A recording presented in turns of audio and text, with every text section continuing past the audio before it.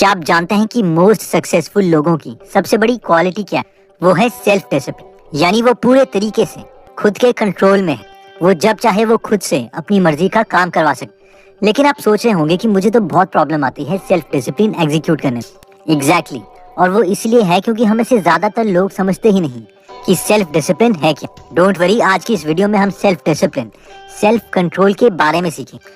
और ये सब हम जानेंगे scientist and social psychologist Roy Baumeister and John Tierney की अमेजिंग बुक से, जिसका नाम है willpower, rediscovering the greatest human strength. तो आइए स्टार्ट करते हैं। सबसे पहला पॉइंट कहता है कि diet and self control are correlate.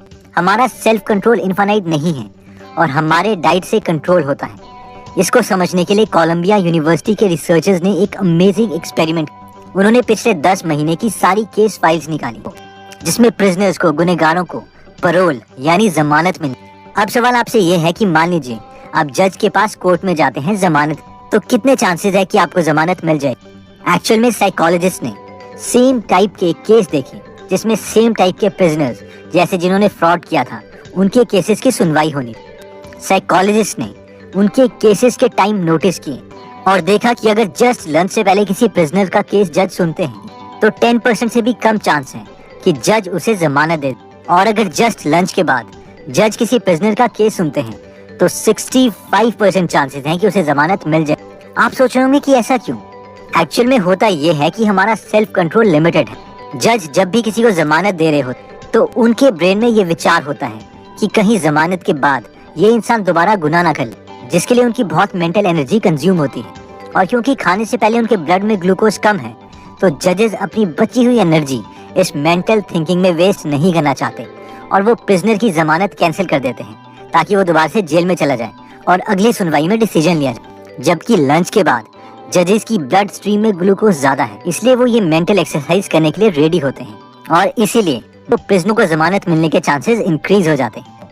इतना ही नहीं, इस कॉन्सेप्ट को प्रूव करने के लिए रिसर्चर्स ने एक और अमेजिंग एक्सपेरिमेंट किया था जिसमें दिखाया कि छोटे छोटे डिसीजन भी हमारे सेल्फ डिसिप्लिन को कैसे अफेक्ट कर देते। फॉर एग्जांपल, उन्होंने स्टूडेंट्स को 2 ग्रुप में डिवाइड किया, ग्रुप ए और ग्रुप बी। ग्रुप ए के स्टूडेंट्स को एट अ टाइम 2 आर्टिकल्स दिए गए और कहा गया कि उन्हें इन आर्टिकल्स में से एक को चूज करना है और जो वो चूज करेंगे उन्हें दे दिया जाए। आर्टिकल्स जैसे कि इन्हें कैंडल चाहिए या T shirt, black T shirt या रेड टी शर्ट, पेन या कैंडल एक्सेप्ट। गोल ये था कि ग्रुप ए के स्टूडेंट्स की ब्रेन एनर्जी यूज करवाई जाए, उनसे बार बार डिसीजन दिलवा। इसके बाद ग्रुप बी के स्टूडेंट्स को बुलाया और इन्हें बस ये आर्टिकल्स देखने को और रेट करने को कहा गया।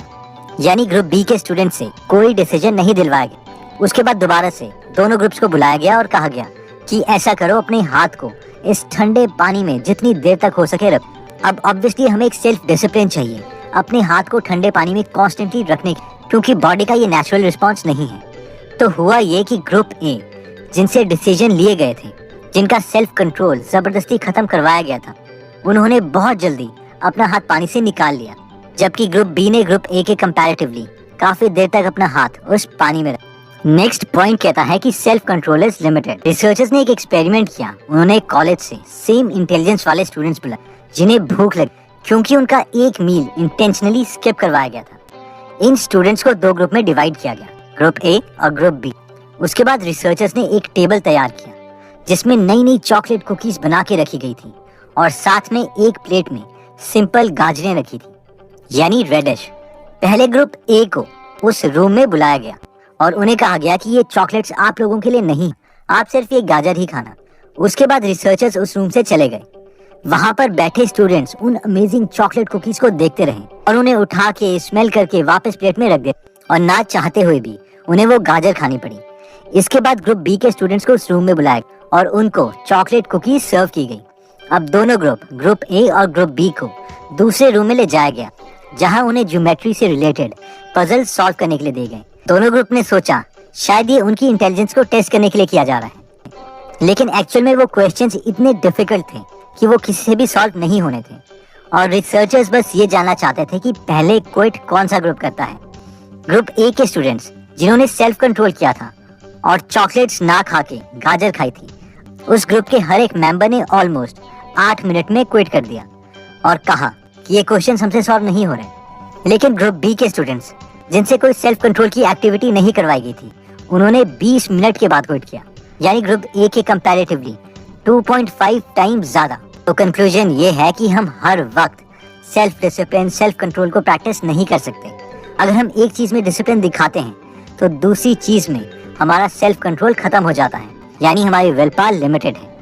नेक्स्ट अमेजिंग पॉइंट आता है कि self control can be improved. अब रिसर्चर्स के सामने सवाल ये था कि ठीक है, जब भी हम कोई सेल्फ कंट्रोल का काम करते हैं तो हमारी एनर्जी कम हो जाती है, इसलिए हमारे लिए सेल्फ कंट्रोल करना मुश्किल हो जाता है। लेकिन क्या उल्टा भी पॉसिबल है? यानी अगर हम प्रॉपर डाइट से एनर्जी लेते हैं और ग्लूकोज लेवल अपनी बॉडी का मेंटेन रखते हैं तो क्या हम ज्यादा सेल्फ कंट्रोल कर सकते हैं? इसके लिए रिसर्चर्स ने बच्चों पर एक्सपेरिमेंट किया।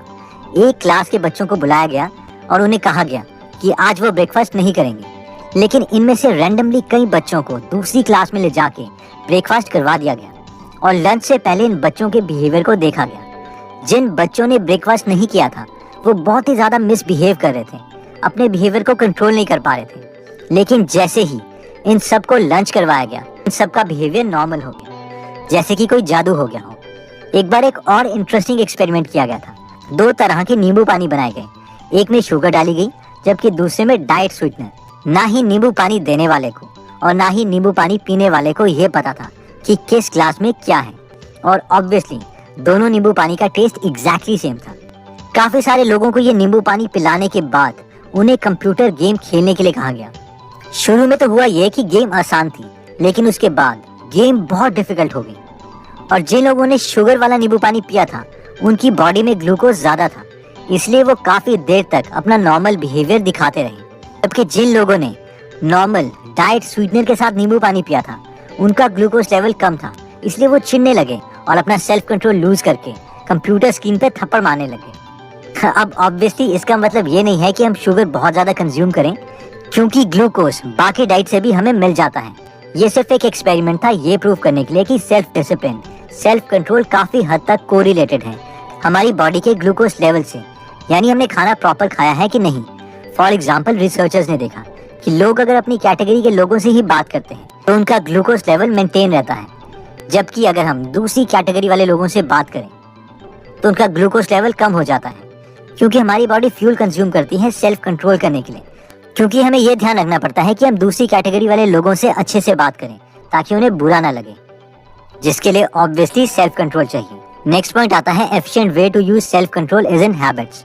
तो अब सवाल आता है कि अगर हमारा सेल्फ कंट्रोल इतना लिमिटेड है तो फिर हम किसी भी चीज में एक्सेल कैसे कर सकते हैं, बेस्ट कैसे बन सकते हैं? तो इसके लिए स्टडीज बताती हैं कि अपनी विल पावर को यूज करने का बेस्ट तरीका यही है कि हम उसे हैबिट्स बना लें, क्योंकि हैबिट्स 21 से 60 दिनों में बन जाती हैं और एक बार अगर कोई चीज हैबिट में कन्वर्ट होगी तो उसके लिए बहुत ही कम सेल्फ कंट्रोल की रिक्वायरमेंट है।